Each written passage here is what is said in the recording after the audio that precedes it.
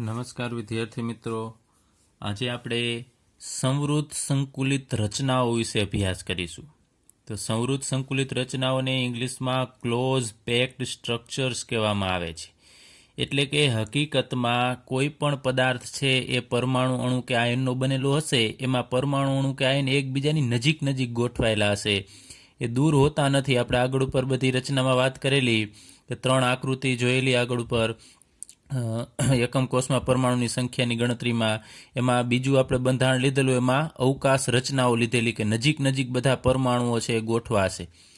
તો આ રીતે કોઈ પણ ઘન પદાર્થ હશે એની અંદર ઘટક કણો છે નજીક નજીક ગોઠવાશે અને ન્યૂનતમ જગ્યા છોડી અને ગોઠવાય છે. વચ્ચે જગ્યા તો રહેશે જ, કારણ કે પરમાણુ અણુ કે આયનને આપણે ગોળ ગણીએ છીએ તો એની વચ્ચે જગ્યા રહેવાની છે. તો અહીં આપણે ઘટક કણોને એક સરખા સખત ગોળા આપણે ગણવાના છે. આપણે અત્યારે ગણીએ છીએ માત્ર આ રચના સમજવા માટે કે ઘટક કણ હશે જે પરમાણુ અણુ કે આયન એને આપણે સખત, માનો કે લોખંડનો ગોળો છે એના જેવો આપણે ગણીશું. અને કોઈ પણ પદાર્થ છે એની રચના છે ત્રિપરિમાણીય હોય છે, કારણ કે કોઈ પણ પદાર્થ છે હકીકતમાં 3 ડાયમેન્શનલમાં જોવા મળે છે, એની રચના ત્રિપરિમાણીય હોય છે. એ આપણે ત્રિપરિમાણીય રચનાને 3 સોપાન વડે આપણે રચી. તો ત્રિપરિમાણીય આપણે રચના છે સમજવી છે તો 3 સોપાનમાં સૌ પ્રથમ આપણે એક પરિમાણ લેશું, પછી દ્વિપરિમાણ લેશું, પછી ત્રિપરિમાણ એટલે કે એક પરિમાણ એટલે માનો કે આપણે માત્ર એક જ હરોળ લેશું, લંબાઈ જ લેશું, પછી લંબાઈ અને પહોળાઈ એટલે દ્વિપરિમાણ લેશું, અને ત્રિપરિમાણ એટલે લંબાઈ પહોળાઈ અને ઊંચાઈ લેશું. તો સૌ પ્રથમ આપણે એની ત્રિપરિમાણીય રચના છે એને આપણે એક પરિમાણમાં સમજીએ. તો એક પરિમાણમાં સંવૃત સંકુલન. સંવૃત સંકુલન એટલે નજીક, ક્લોઝ પેક્ડનો અર્થ થશે પેક થવું એટલે ગોઠવાવું, ક્લોઝ એટલે નજીક, નજીક નજીક ગોઠવાય અને જે રચના બનશે એને આપણે સંવૃત સંકુલિત રચનાઓ કહેશું. એમાં એક પરિમાણમાં સંવૃત સંકુલન રચનાનો અભ્યાસ કરીએ તો માત્ર જે આપણે ઘટક કણોને સખત ગોળા ગણીએ છીએ એને આપણે આમ બાજુમાં દર્શાવવાના છે. માનો કે આ પરમાણુ અણુ કે આયન હશે જેને અત્યારે સમજવા માટે આપણે એક સખત ગોળા ગણીએ છીએ. તો માત્ર અત્યારે હું એક જ આમ હરોળ દર્શાવું છું. તો આ હરોળમાં તમે જુઓ છો, આ એક હરોળ આપણે દર્શાવેલી છે એટલે એક પરિમાણમાં સંવૃત એટલે નજીક નજીક ગોઠવાયેલા છે. તો આ અહીંયા આપણે જોઈએ છીએ કે કોઈ પણ આ એક હરોળ આપણે એમ લખીશું તો કોઈ પણ ગોળો છે અથવા ઘટક કણ હશે એ કેટલા બીજા ગોળાના સંપર્કમાં હશે. તો આપણે આ ગોળાની વાત કરીએ તો આની બાજુમાં જ એકદમ જોડાયેલા હોય એવા કેટલા ગોળા છે તમે જુઓ છો, આ 1 અને 2, ટોટલી 2 છે એની આજુબાજુમાં. એ જ રીતે આ ગોળાની વાત કરીએ તો એની બાજુમાં પડોશીમાં કણની સંખ્યા પણ કેટલી થશે? 2. આની વાત કરીએ તો આમાં પણ 2. આની વાત કરીએ તો આમાં પણ 2 હશે, પણ આપણે આગળ ઉપર પછી દર્શાવ્યું નથી. હશે તો અસંખ્ય આ રીતે ઘટક કણો ગોઠવાયેલા હશે. તો એક પરિમાણમાં સંવૃત સંકુલનમાં અહીંયા કોઈ પણ ઘટક કણ છે એની બાજુમાં 2 પરમાણુ હોય છે. તો આ જેટલા સંખ્યા હોય, પડોશી ગોળાની સંખ્યા છે ને આપણે સવર્ગાંક કહેશું. સવર્ગાંક એટલે કોઈ પણ કણ છે એના પડોશી કણ સાથે ડાયરેક્ટલી કેટલા સાથે જોડાયેલો છે? તો અહીંયા 1 અને 2 સાથે જોડાયેલો છે. તો આનો સવર્ગાંક છે એ 2 થશે. તો પૂછે આપણને MCQમાં કે એક પરિમાણમાં સંવૃત સંકુલન રચનામાં સવર્ગાંક કેટલો હોય છે? તો 2. એટલે ફરીથી કહું છું, સવર્ગાંક એટલે એ ગોળાની બાજુમાં કેટલા બીજા ગોળા છે એની સાથે જોડાયેલા એની સંખ્યાને આપણે સવર્ગાંક કહેશું. ત્યારબાદ દ્વિપરિમાણમાં સંવૃત સંકુલન. તો અહીંયા તમે એક પરિમાણમાં જોયું કે માત્ર આ જે ગોળા હતા એને બાજુમાં ગોઠવીને આપણે એક હરોળ બનાવવાની હતી, એક જ હરોળ બનાવવાની હતી, એટલે એક પરિમાણમાં. હવે આપણે એ હરોળ વધારે લેવાની છે, એ એક હરોળ ઉપર બીજી, ત્રીજી એ રીતે હરોળ છે ગોઠવીશું. તો દ્વિપરિમાણીય સંવૃત સંકુલિત રચના સંવૃત સંકુલિત ગોળાની જે હરોળ છે અથવા હાર છે એની થપ્પી કરીને રચી શકાય. તો આવી આપણે હરોળ છે એને એકબીજા ઉપર ગોઠવતા જશું તો આપણને દ્વિપરિમાણમાં સંવૃત સંકુલન છે એ રચના મળશે. તો એ આપણે એક ઉપર બીજી હરોળ ગોઠવીશું એ 2 જુદી જુદી રીતે આપણે ગોઠવી શકાય. તો અહીંયા મેં ઉપર મુજબ જ એક પરિમાણમાં સંવૃત સંકુલન રચના છે એની આપણે એક આ થપ્પી લીધેલી છે, હરોળ લીધેલી છે, એની ઉપર આપણે એવી જ બીજી હરોળ ગોઠવી છે. તો એ 2 પ્રકારે ગોઠવાઈ શકે. તો આપણે બીજી હરોળ ઉપર ગોઠવી છે, આ હરોળને અત્યારે હું એ નામ આપી દઉં છું. આ હરોળ છે એ પ્રકારની છે. તો એના જેવું જ બરોબર આ ગોળાની ઉપર જ બીજો ગોળો આવે એ રીતે આપણે બીજી હરોળ છે ગોઠવવાની છે. ચલો આ બીજી હરોળ આપણે ગોઠવીએ છીએ. તમે જુઓ છો આ એ હરોળ હતી એની બરોબર જ ઉપર બીજી એવી જ હરોળ ગોઠવીએ છીએ, સેમ એના જેવી જ છે, તો આને પણ આપણે એ હરોળ જ કહેશું, એ પ્રકારની જ, કેમ કે એના જેવી જ છે, બરોબર એના ઉપર જ આવે છે. ત્યારબાદ ત્રીજી હરોળ છે એને પણ આપણે ગોઠવીએ, એના ઉપર જ બરોબર એના ઉપર જ ગોળા છે આવવા જોઈએ. એટલે કે પહેલી હરોળની જેવી રીતે ગોઠવાયેલી છે એવી જ બીજી હરોળ, એવી જ ત્રીજી હરોળ, તો આપણે આમ એ લખીએ, એને પણ એ જ પ્રકારની ગોઠવણી. ત્યારબાદ ચોથી હરોળ છે ને આપણે આ રીતે દર્શાવીએ, સેમ એ જ રીતે આપણે ગોઠવવાના છે, તો એને પણ આપણે એ પ્રકારની જ ગોઠવણી કહેશું. તો અહીંયા તમે જુઓ છો 2 પરિમાણ થશે, અહીંયા એક જ પરિમાણ હતું માત્ર લંબાઈ, તો અહીંયા લંબાઈ અને અહીંયા આપણે પહોળાઈ કહી શકાય, તો 2 પરિમાણમાં રચના થાય છે. હવે આ ગોઠવણી છે એમાં બધી જ હરોળ છે એક જ સરખી આપણે ગોઠવીએ છીએ, કે એ જેવી હરોળ છે એના ઉપર સેમ એ જ રીતે બીજી, ત્રીજી, ચોથી, એટલે બધી હરોળને આપણે એ હરોળ જ કહેશું. તો આમાં તમે આડી અને ઊભી રીતે દરેક રીતે જોશો તો તમને સીધી લીટી જ લાગશે, એક જ હરોળ લાગશે. આમ જોશો તો એક જ હરોળ, ઉપરથી નીચે આમ તમે કોઈ પણ જોશો તો એક જ હરોળમાં ગોઠવાયેલા છે એવું લાગશે. તો આ પ્રકારની ગોઠવણી છે એને આપણે એ પ્રકારની ગોઠવણી કહેશું, એ પ્રકારની ગોઠવણી.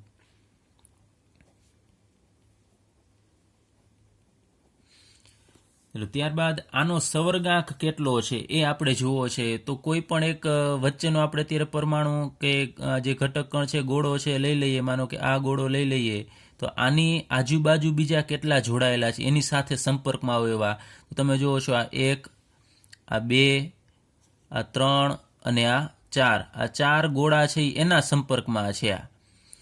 તો અહીંયા આ પછી નહીં આવે કેમ કે એ એના સંપર્કમાં નથી, વચ્ચે ગેપ છે, તમે જુઓ છો આમાં ગેપ છે, તો માત્ર 4 ગોળા છે એ જ એના સંપર્કમાં છે.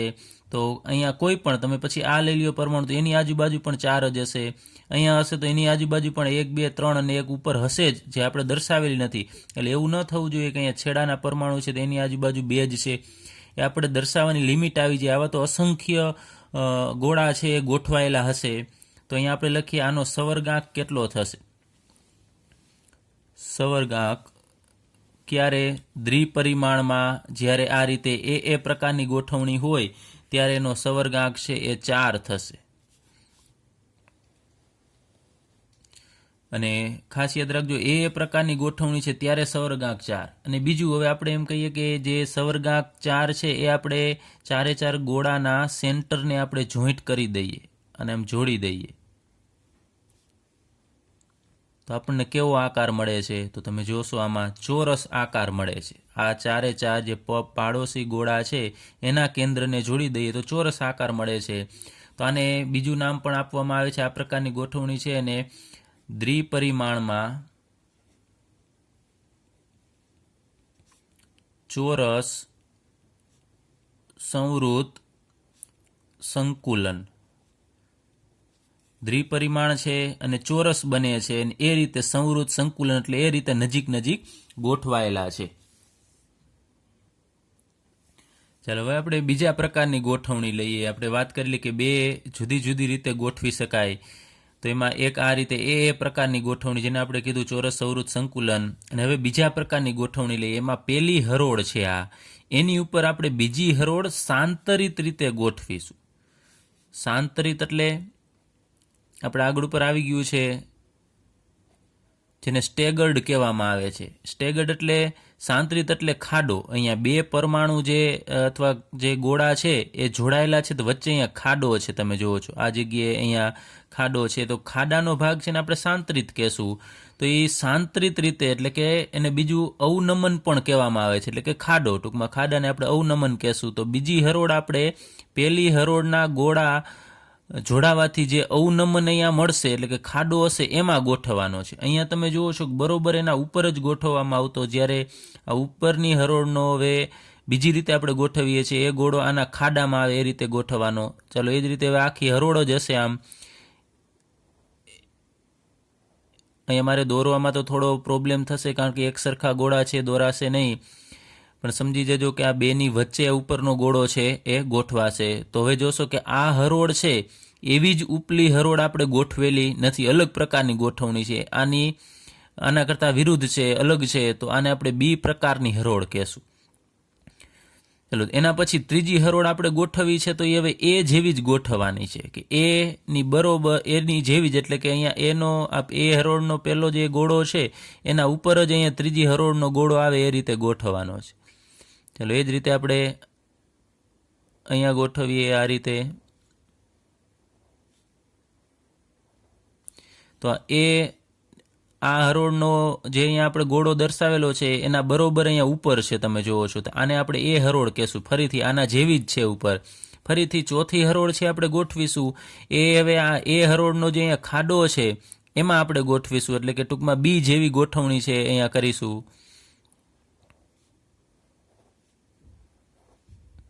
ચલો, તો ફરીથી અહીંયા બી. પછી એના પછી ફરીથી આપણે ત્રીજી હરોળ ગોઠવીશું, એ ફરીથી એ પ્રકારની આવશે. તો હવે એ બી એ પ્રકારની આ ગોઠવણી થશે. તો અહીંયા આપણે ગોઠવણીનો પ્રકાર લખીએ, એ બી પ્રકારની ગોઠવણી.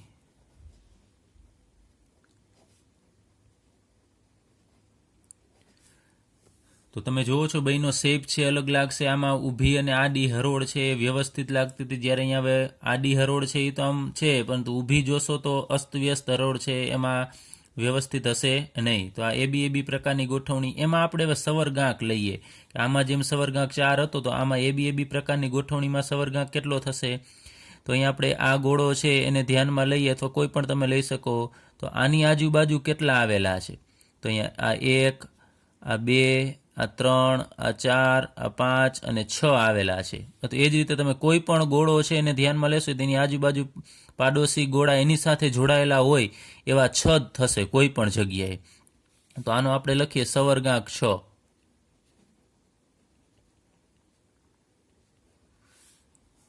હવે ત્યારબાદ આમાં જેમ આપણે એના જે પાડોશી ગોળા હતા એના કેન્દ્રને જોડેલા, એ જ રીતે અહીંયા પાડોશી ગોળા છે એના કેન્દ્રને આપણે આમ જોડીએ તો કેવી રચના થાય છે એ જોઈએ.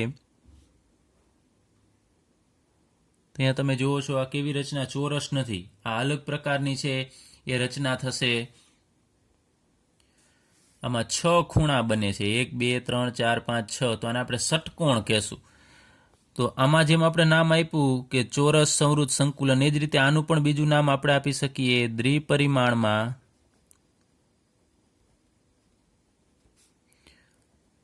ષટકોણીય સંવૃત સંકુલન.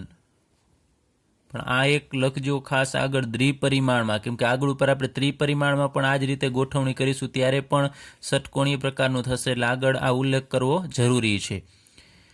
ચલો, ખાસ અગત્યનું એ બી પ્રકારની ગોઠવણીમાં સવર્ગાંક 6 હોવાથી એમાં ષટકોણ બને છે. પાડોશી ગોળાને તમે જોડશો તો એના ઉપરથી નામ આપણે આપીશું ષટકોણીય સંવૃત સંકુલન. હવે અહીંયા વચ્ચે ગોળા ગોઠવાશે તો વચ્ચે અહીંયા ખાલી જગ્યા રહેશે. તમે જુઓ છો અહીંયા પણ જગ્યા છે અને અહીંયા પણ જગ્યા છે, પરંતુ અહીંયા જે જગ્યા છે વધારે છે. એ પ્રકારની ગોઠવણીમાં અહીંયા તમે જોશો તો અહીંયા 4 ગોળા ભેગા થશે તો વચ્ચે ખાલી જગ્યા વધુ છે. જ્યારે અહીંયા તમે જુઓ છો કે આ 3 ગોળા, આ બધા ગોળા નજીક ગોઠવાયેલા છે. એટલે એ બી પ્રકારની ગોઠવણીમાં અહીંયા વચ્ચે જે જગ્યા છે એ ઓછી હોય છે. તો વચ્ચે જે જગ્યા છે ને, અહીંયા માનો કે આપણે આ રીતે દર્શાવીએ તો આ જે જગ્યા છે એને છિદ્ર કહેવામાં આવે છે. અને છિદ્ર એટલે શું, તો ખાલી અવકાશ.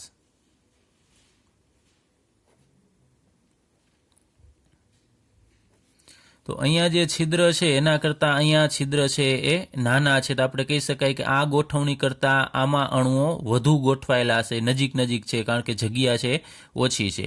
આ ઉપરાંત તમે બીજું પણ અવલોકન કરશો કે અહીંયા આ પહેલી હરોળ ઉપર જ્યારે બીજી હરોળ ગોઠવાય છે કે બીજી ઉપર ત્રીજી ગોઠવાય છે, ત્યારે એક અહીંયા જે આ છિદ્ર છે એનો આકાર તમે જોજો ખાસ. અહીંયા મારે થોડું દોરવામાં તો આઘું પાછું થયેલું છે, વ્યવસ્થિત આકાર નથી. તો આનો આકાર છે આવો ત્રિકોણીય આકાર થશે, આ રીતે. ચલો, આને હું ઝૂમ કરીને અહીંયા બતાવું છું કે આ રીતનો આકાર થશે. ત્રિકોણીય 3 ખૂણા છે. એ જ રીતે અહીંયા આપણે ગોળા છે આ બધાને આમ જોઈન કરી દઈએ તો આનો આકાર અહીંયા કણે જે ઉપર પણ મેં દર્શાવેલું છે એ જ રીતે અહીંયા પણ ત્રિકોણ બનશે. તો 2 પ્રકારના ત્રિકોણ બને છે. આ ત્રિકોણ છે એ કેવો છે એ હું અહીંયા દર્શાવું છું, આ રીતનો હશે. તો જે પહેલી હરોળ ઉપર જ્યારે બીજી હરોળ ગોઠવવામાં આવે છે ત્યારે એક પછી એક જે ત્રિકોણ બનતા છે, આ ત્રિકોણ છે પછી આ ત્રિકોણ લઈએ તો એકબીજાથી વિરુદ્ધ છે, તમે જુઓ છો. કારણ કે એકમાં શિરોબિંદુ, આને આપણે શિરોબિંદુ કહેશું.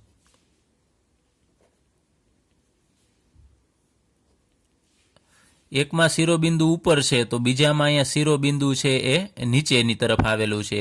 એ જ રીતે અહીંયા તમે જુઓ છો નીચે શિરોબિંદુ, પછી અહીંયા ઉપર છે, ફરીથી અહીંયા જે ત્રિકોણ બનશે એમાં નીચેની તરફ આવશે, ફરીથી અહીંયા ઉપરની તરફ.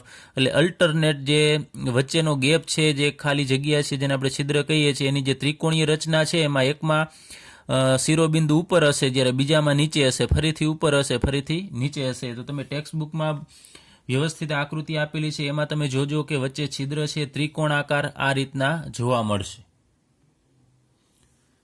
ત્યારબાદ ત્રિપરિમાણમાં સંવૃત સંકુલન. તો બધી જ વાસ્તવિક રચનાઓ છે, એટલે હકીકતમાં કોઈ પણ પદાર્થ છે એની અંદર જે રચના હશે એ ત્રિપરિમાણમાં જ હોય છે, એટલે કે ત્રિપરિમાણીય રચના જોઈશું. તો આગળ ઉપર આપણે એક પરિમાણ ને દ્વિપરિમાણમાં અભ્યાસ કર્યો, એ આપણે ત્રિપરિમાણમાં સંવૃત સંકુલનની રચના સમજવા માટે કરેલો છે, એટલે કે સરળતા રહેશે. તો દ્વિપરિમાણીય સ્તરોને એકબીજા પર થપ્પીની રીતે ગોઠવી અને આપણે ત્રિપરિમાણીય સંવૃત સંકુલન રચના મેળવી શકીએ. જો આપણે આગળ ઉપર દ્વિપરિમાણ કઈ રીતે મેળવ્યું, તો તે એક પરિમાણની જે હરોળ હતી એના ઉપર આપણે બીજી હરોળ, ત્રીજી હરોળ એ રીતે ગોઠવતા જતા હતા, તો આપણને દ્વિપરિમાણમાં સંવૃત સંકુલન રચના મળેલી. હવે આપણે શું કરીશું, માનો કે આપણું આખું એક સ્તર છે આપણી પાસે આ દ્વિપરિમાણની ગોઠવણી, તો આવી જ ગોઠવણી ઉપર આપણે બીજી ગોઠવણી મૂકીશું, આખા સ્તર મૂકીશું, આખો ભાગ છે એવો જ ભાગ બીજો એના ઉપર મૂકીશું, ત્રીજો ભાગ મૂકીશું. તો એ ગોઠવણી આપણે દ્વિપરિમાણમાંથી ત્રિપરિમાણમાં કરીશું, કારણ કે ઉપર આમ થપ્પી થતી જશે. હવે આખા ભાગ છે આટલો એવો બીજો ભાગ માથે મૂકીશું. તો દ્વિપરિમાણમાંથી ત્રિપરિમાણમાં ગોઠવણી છે એ પણ બે પ્રકારની હોઈ શકે. ત્રિપરિમાણની ગોઠવણી બે પ્રકારની હશે, કારણ કે શું કે દ્વિપરિમાણની જે ગોઠવણી હતી એ પણ બે પ્રકારની હતી, એક ચોરસ સંવૃત સંકુલન અને બીજું ષટકોણીય સંવૃત સંકુલન. તો જો ચોરસ સંવૃત સંકુલન હશે તો એ રીતે આપણે ગોઠવણી કરતા જશું તો આપણે એ મુજબ ત્રિપરિમાણીય સંવૃત સંકુલન મળશે, અને ષટકોણીય વાળી છે ગોઠવણી કરતા જશું તો આપણને અલગ પ્રકારની જે ત્રિપરિમાણીય છે રચના મળશે. તો અહીંયા આપણે બંને પ્રકાર લેવાના છે કે દ્વિપરિમાણ ચોરસ સંવૃતમાંથી ત્રિપરિમાણ અને ષટકોણીય સંવૃત સંકુલનમાંથી ત્રિપરિમાણીય સંવૃત સંકુલન. ચાલો, તો પ્રથમ આપણે લઈએ કે દ્વિપરિમાણીય ચોરસ સંવૃત સંકુલિત સ્તરમાંથી ત્રિપરિમાણીય સંવૃત સંકુલન રચના આપણે કરવી છે. તો ઉપર આપણે આ બાજુએ ચોરસ સંવૃત સંકુલન ભણી ગયા, એના સ્તર છે એ આપણે એકબીજા ઉપર મૂકતા જશું તો આપણને કેવી રચના મળશે એના વિશે અભ્યાસ કરીએ. ચલો, આપણે ટેક્સ્ટ બુકમાં જે આકૃતિ આપેલી છે એની મદદથી સમજીએ. તો અહીંયા આ એક સ્તર છે, અહીંયા નીચેનું સ્તર હું અહીંયા તમને સમજાવું છું. આ સ્તર છે આપણે આગળ ઉપર જે દ્વિપરિમાણમાં જોયેલું આ રીતે આમ ઊભું જોયેલું, તો આપણે એ પણ વિચારી શકીએ અથવા નીચે પણ વિચારી શકીએ કે માનો કે આપણે નીચે જેમ ફ્લોર આપણે જે ટાઇલ્સ છે લગાવેલી હોય તળિયામાં, એ રીતે આ બધા ગોળા છે નીચે ગોઠવાયેલા છે. આ પહેલું લેયર આ નીચેનું છે એ દ્વિપરિમાણનું આપણે વિચારીએ. આ પહેલું લેયર અહીંયા જોજો ખાસ, એ લેયર છે એને આપણે એ લેયર કહીએ. આ અહીંયા હું દર્શાવું છું, ખાસ ધ્યાન આપજો. અહીંયા થોડું 3 ડાયમેન્શનલી ત્રિપરિમાણમાં પણ વિચારજો, નહીતર તમને આ બરોબર સમજાશે નહીં. તો આ ગોળાની હરોળ જે પાછળની તરફ આખી આમ હશે, જે આપણને આખો ભાગ દેખાય નહીં. તો આ પહેલું સ્તર છે આખું. હવે એ આખા સ્તરને આપણે હરોળને નહીં, આખું જે સ્તર છે પહેલું એ આખા સ્તરને એ સ્તર કહીએ. આગળ ઉપર આપણે જે હરોળ હતી એને એ હરોળ કહેતા, હવે આ સ્તરને એ સ્તર કહીએ. તો એ સ્તરની ઉપર આપણે બીજું સ્તર એ રીતનું ગોઠવવાનું છે કે પહેલા સ્તરના ગોળા ઉપર જ બીજા સ્તરના ગોળા આવે. અહીં તમે જુઓ છો આ ગોળાની બરોબર જ ઉપર આ ગોળો આવેલો છે, આ ગોળાની ઉપર જ બરોબર આ ગોળો આવેલો છે. તો આ રીતે બરોબર ઉપર ગોળા આવે એ રીતે આપણે ગોઠવીશું બીજું સ્તર એના ઉપર. તો આ બીજું સ્તર જે આપણે ગોઠવીએ છીએ એ પણ આના જેવું જ કહેવાય, એટલે એને પણ આપણે એ સ્તર જ કહેશું. ત્યારબાદ ત્રીજું સ્તર ગોઠવીએ એ પણ બરોબર આ બીજા સ્તરની ઉપર જ ત્રીજા સ્તરના ગોળા આવે એ જ રીતે ગોઠવવાનું, એને પણ આપણે એ પ્રકારનું કહેશું. એના ઉપર આપણે ચોથું સ્તર ગોઠવીએ સેમ એ જ રીતે એના ઉપર ગોળા આવે એ રીતે. તો તો અહીંયા જે લેટિસ રચના આપણને મળશે એ કયા પ્રકારની થશે? તો એ પ્રકારની થશે. એ પ્રકારની સાદી ઘન લેટિસ રચના થશે. હવે એમાં અહીંયા આપણને આકૃતિમાં આપેલું છે કે 4 ગોળા અહીંયા છે આગળના ભાગમાં, એના કેન્દ્રને જોઈન્ટ કરી દીધા છે, એટલે એક ચોરસ બનશે. એ જ રીતે પાછળના 4 ગોળા એના અહીંયા કેન્દ્રને જોઈન્ટ કરવામાં આવે તો આવો સમઘન મળશે. તમે જોવો છો આ સમઘન મળે છે. તો જ્યારે એ પ્રકારની ગોઠવણી થશે ને ત્યારે અહીંયા જે એકમ કોષ બનશે, આ ગોળામાંથી જે આટલો ભાગ બનશે આ એકમ કોષ છે, એ એકમ કોષ કયા પ્રકારનો થશે? તો આદિમ પ્રકારનો એકમ કોષ થશે. આદિમ ઘન એકમ કોષ એટલે કે સાદી રચના છે એ જોવા મળશે. એકદમ સિમ્પલ છે, કારણ કે કોઈ પણ આમાં જટિલતા નથી. એકબીજા ઉપર ગોઠવાઈને વ્યવસ્થિત આડી ઊભી બધી રીતે હરોળ છે એ એક સરખી દેખાય છે. ને બીજું કે આમાં જે આ લેટિસ રચના બને છે એ લેટિસ છે સાદો ઘન લેટિસ છે, કારણ કે અહીંયા તમે જોશો કે આને તમે જોડો છો આ 4 ખૂણાને, આ 4 ગોળાના, તો વચ્ચે કોઈ પણ એક પરમાણુ આવતો નથી, ફલકમાં ક્યાંય નથી કે સેન્ટરમાં નથી, તો માત્ર ખૂણા ઉપર જ પરમાણુ રહેલા છે. તો આને આપણે સાદો ઘન લેટિસ કહેશું.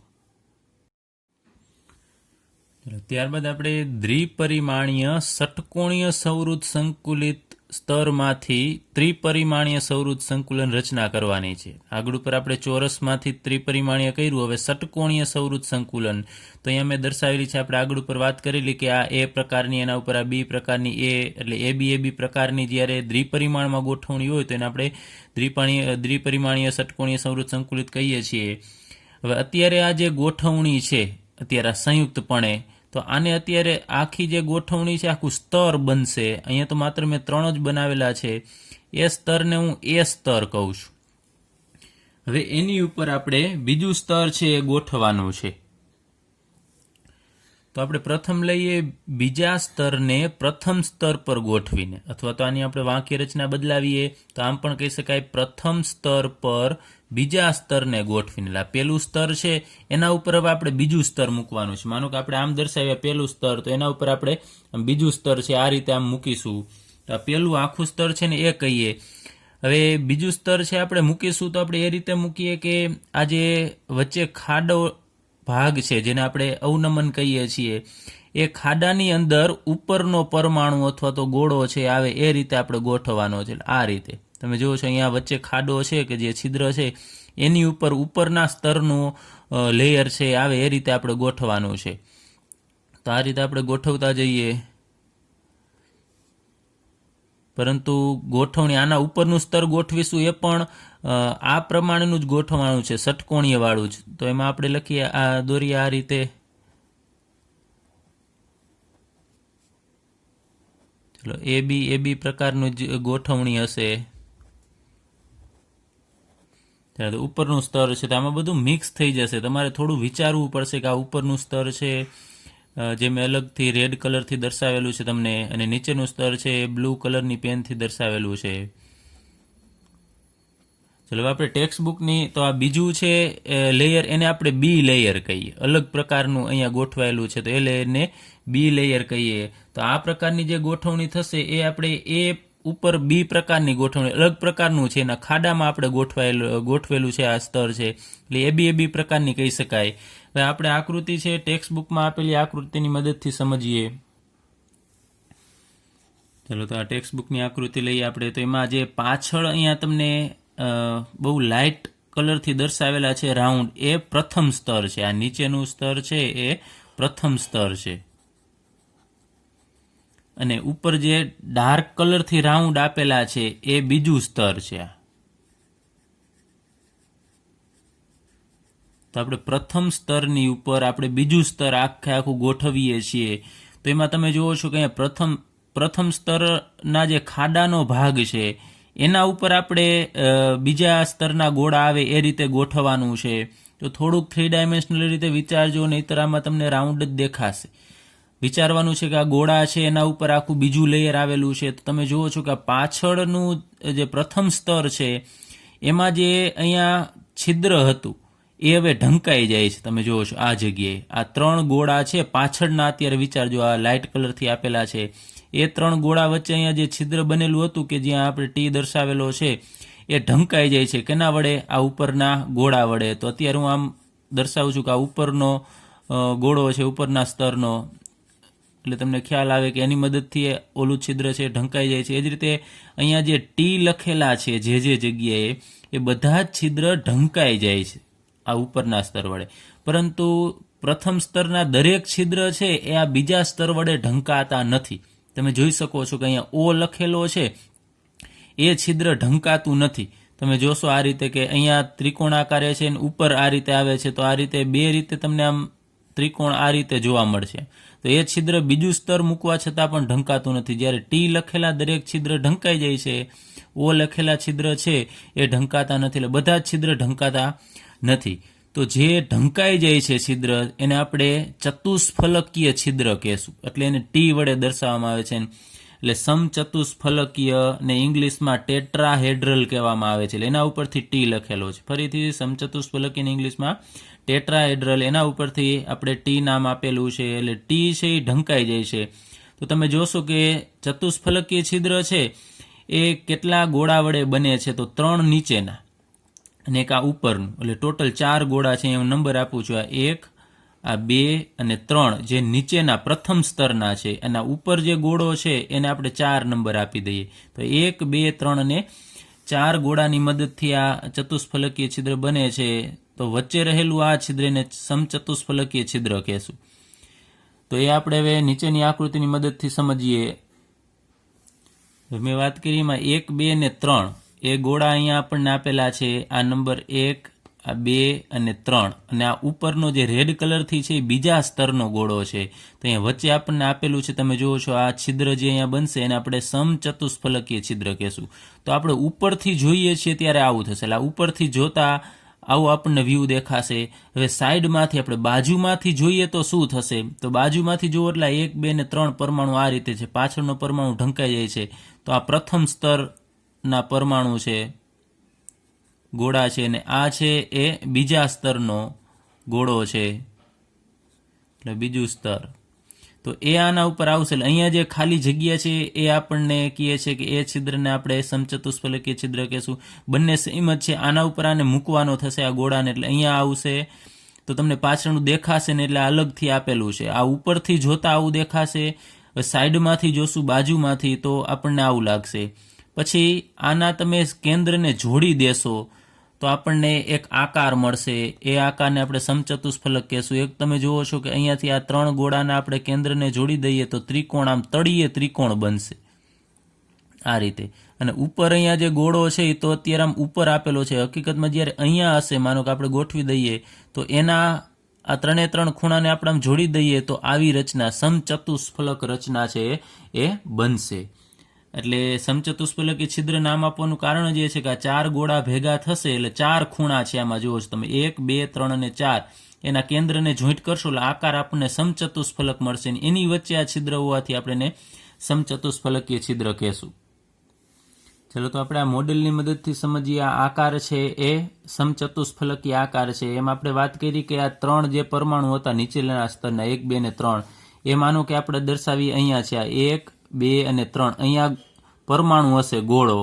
એ ગોળો છે એનું આ કેન્દ્ર છે. જ્યાં ખૂણો છે એ ગોળાનું કેન્દ્ર વિચારવાનું. અહીંયા 3 ગોળા હશે તો એમાંથી અહીંયા તળિયાનો ત્રિકોણ બનશે. તમે જોઈ શકો છો અહીંયા તળિયાનો ત્રિકોણ જે મેં દર્શાવેલો છે એ આ રીતે અહીંયા બનશે. અને ઉપર જે ગોળો છે બીજા સ્તરનો એ અહીંયા ઉપરની તરફ છે. એના તમે કેન્દ્રને જોઈન્ટ કરશો તો અહીંયા એક ત્રિકોણ બને છે. એવો ત્રિકોણ અહીંયા બનશે ને એક ત્રિકોણ અહીંયા પાછળ બનશે ને એક ત્રિકોણ અહીંયા નીચે બને છે. તો એવા 4 સરખા ત્રિકોણ એટલે કે ફલક કહેવાય. આને ફલક કહેશું. એવા 4 સમાન ફલક હોવાથી આને આપણે સમચતુષ્ફલકીય કહીએ છીએ. જે છિદ્ર કહીએ છીએ વચ્ચેની જગ્યા એ બરોબર આની વચ્ચે મધ્યમાં હશે. જે આપણે અત્યારે આમાં દર્શાવી ન શકાય એની વચ્ચે હશે આ સમચતુષ્ફલક આકારની. ચલો ત્યારબાદ પ્રથમ સ્તર ઉપર બીજું સ્તર મૂકે છે તો છિદ્રો ઢંકાતા નથી. એને આપણે ઓ વડે દર્શાવેલા છે. તો એ છિદ્રને આપણે અષ્ટફલકીય છિદ્ર કહેશું. તો એને ઇંગ્લિશમાં ઓક્ટાહેડ્રલ કહેવામાં આવે છે. અષ્ટફલકીય અને ઓક્ટાહેડ્રલ એના ઉપરથી ઓ નામ આપવામાં આવેલું છે. તો ઓક્ટાહેડ્રલ કઈ રીતે બને છે? તમે જુઓ છો પાછળના જે લાઇટ કલરના, જે પ્રથમ સ્તરના છે લાઇટ કલરના છે, આ પરમાણુ અહીંયા 1, આ 2 અને 3 એનાથી અહીંયા છિદ્ર બને છે, એના ઉપર આ 3 આવેલા છે, 1 2 ને 3, ટોટલ 6 પરમાણુ છે અહીંયા, 1 2 3 4 5 અને 6 છે. એની મદદથી અહીંયા એ જે છિદ્ર બને છે એ છિદ્રને આપણે અષ્ટફલકીય છિદ્ર કહેશું. ચલો, તો અષ્ટફલકીય છિદ્રની આપણે આકૃતિ જોઈએ તો પાછળ તમને બહુ લાઇટ કલરથી અહીંયા જે આ પરમાણુ આપેલા છે અથવા તો આપણે એને ગોળા કહીએ આપેલા છે, પ્રથમ સ્તર છે એ આ રીતે ત્રિકોણથી જોડાયેલા છે. તમે જુઓ છો આ રીતે, આમ એના મધ્યબિંદુને આપણે જોડીશું તો આ રીતે ત્રિકોણ મળશે, આ પ્રથમ સ્તરના ગોળા. એના ઉપર બીજું સ્તર છે એનાથી વિરુદ્ધ ગોઠવાય છે. તમે જુઓ છો 2 ગોળા ઉપર છે ને 1 ગોળા નીચેની તરફ છે, તો એના કેન્દ્રને તમે આમ જોડશો તો અહીંયા આવો ત્રિકોણ મળશે, એનાથી વિરુદ્ધ મળશે, આમ મળશે. એ સ્ટાર જેવી રચના ઉપરથી જોઈએ તો આવું લાગશે. તો અહીંયા વચ્ચે જે ખાલી જગ્યા છે એને આપણે અષ્ટફલકીય છિદ્ર કહેશું. તો આ ઉપરથી જોતા આપણને આવો વ્યૂ લાગશે. હવે બાજુમાંથી જોઈએ તો આ 3 નીચેના પરમાણુ છે અને ઉપરથી એનાથી વિરુદ્ધ દિશામાં ગોઠવાય. જુઓ છો અહીંયા 2 છે, એની વચ્ચે આ આવે છે અને પાછળ 1 છે, એની આ બંને બાજુ અહીંયા 2 પરમાણુ છે, ઉપરના સ્તરના હશે. તો આને આમ તમે ગોઠવશો તો વચ્ચે ખાલી જગ્યા રહેશે, એ જગ્યાને આપણે અષ્ટફલકીય છિદ્ર કહેશું. તો એ ગોઠવાઈ જાય પછી એના તમે સેન્ટરને જોડશો તો આકાર છે એ અષ્ટફલકીય આકાર મળશે. જે મેં આગળ ઉપર તમને સમજાવેલું કે આ અષ્ટફલકીય આકાર છે કેવો હોય છે, આ રીતે સમચતુષ્ફલકીય ચોરસ હશે, પછી એક ઉપરની તરફ આ રીતે પિરામિડ બનશે ને એવો જ પિરામિડ છે એ નીચેની તરફ બનતો હોય છે. તો આને આપણે અષ્ટફલકીય કહેશું કારણ કે એમાં 8 ફલક હશે. ચલો, બીજું કે આના ત્રિકોણીય આકારો અધ્યારોપિત નથી થતા, એટલે કે આનો ત્રિકોણીય આકાર જે હતો, માનો કે આપણે એના સેન્ટર આમ દર્શાવીએ તો એ પણ તમે જુઓ છો ત્રિકોણ એકબીજા ઉપર આવતા નથી. અને બીજું કે એના વચ્ચે જે જગ્યા છે એ ત્રિકોણ આપણે જોઈએ. ચલો, તો અષ્ટફલકીય આ છિદ્રની આપણે વાત કરીએ તો અહીંયા પાછળનો ત્રિકોણ હું દર્શાવું છું. પેલું લેયર છે એ લેયરમાં અહીંયા તમને એક ત્રિકોણ જેવી રચના મળે છે, જે આપણે આગળ ઉપર વાત કરેલી. ચલો, આ પાછળના સ્તરની એટલે કે પ્રથમ સ્તરમાં અહીંયા વચ્ચે જગ્યા છે એમાં ત્રિકોણ છે. એના ઉપર જ્યારે બીજું સ્તર ગોઠવવામાં આવે છે ત્યારે ત્રિકોણ આમ બને છે. તમે જુઓ છો આ છે એ ત્રિકોણ એનાથી વિરુદ્ધ બનશે, એટલે એકબીજા ઉપર અધ્યારોપિત થતા નથી. એટલે કે ત્રિકોણ જેવી રચના છે એવી જ ઉપર બીજા સ્તરમાંથી બનતા ત્રિકોણની રચના નથી, એટલે વિરુદ્ધ છે ટૂંકમાં એકબીજાના. આનું શિરોબિંદુ પ્રથમ સ્તરનું ઉપર છે ત્રિકોણનું, જ્યારે બીજા સ્તરનું અહીંયા ત્રિકોણનું શિરોબિંદુ નીચેની તરફ છે. તો અષ્ટફલકીય છિદ્ર છે એ 6 ગોળાની મદદથી રોકાયેલું છે અથવા તો આપણે કહીએ ઘેરાયેલું છે, 3 ઉપરના 3 નીચેના. ચતુષ્ફલકીય છે 4 વડે. હવે અહીંયા કુલ સંખ્યા હવે કેટલી છે, કેટલા છિદ્ર બનશે આખા જે રચના પહેલા ઉપર આપણે બીજું ગોઠવીએ છીએ સ્તર, ત્યારે કેટલા છિદ્ર બનશે એનો આધાર જે તે સ્ફટિકમાં રહેલા પરમાણુની અથવા ગોળાની સંખ્યા ઉપર આધાર રાખશે. તો કેટલા ગોળા છે, તો અહીંયા તમે જોશો કે ટોટલ, હવે આમાં તો આપણે એકચ્યુઅલી દર્શાવી ન શકાય કારણ કે એક એકમ કોષની અંદર આ સંપૂર્ણ પરમાણુ છે આવતો નથી, પરંતુ આપણે માનો કે ધારીએ કે કુલ ગોળાની સંખ્યા n જેટલી છે, એટલે કે સંવૃત સંકુલિત ગોળાની સંખ્યા હું લખું છું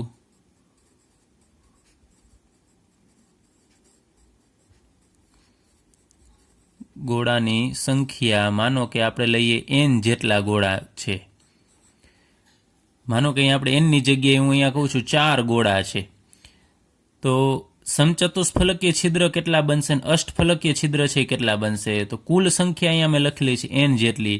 તો અષ્ટફલકીય છિદ્ર છે એ કેટલા બનશે, તો સંવૃત સંકુલિત ગોળાની જે સંખ્યા છે એટલા જ થશે. તો અહીંયા હું લખું છું અષ્ટફલકીય છિદ્રની સંખ્યા નવા જે બનશે સર્જિત થશે એની સંખ્યા n જેટલી હશે, અને સમચતુષ્ફલકીય છિદ્રની સંખ્યા છે એ આનાથી બમણી હશે, એટલે જે સંખ્યા હશે એનાથી બમણી એટલે 2n જેટલા હશે.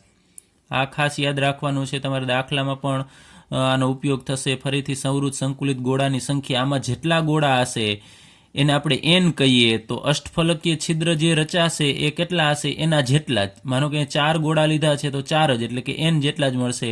અને સમચતુષ્ફલકીય છિદ્ર એનાથી બમણા, 4 હોય તો અહીંયા 8 બનશે, પરંતુ ઘણા બધા અહીંયા આકૃતિમાં ગણશે ટી અને ઓની સંખ્યા, તો એ મેળ આવશે નહીં, કારણ કે એની ગણતરી કરવી પડે. મેં કીધું એમ આ ગોળા છે સંપૂર્ણ એક એકમ કોષના હોતા નથી, એટલે એની ગણતરી પણ આપણે આગળ ઉપર આવશે ત્યારે સમજીશું. તો અત્યારે આટલું યાદ રાખજો, n હોય કુલ ગોળાની સંખ્યા તો અષ્ટફલકીય n અને સમચતુષ્ફલકીય છિદ્રની સંખ્યા 2n જેટલી થશે.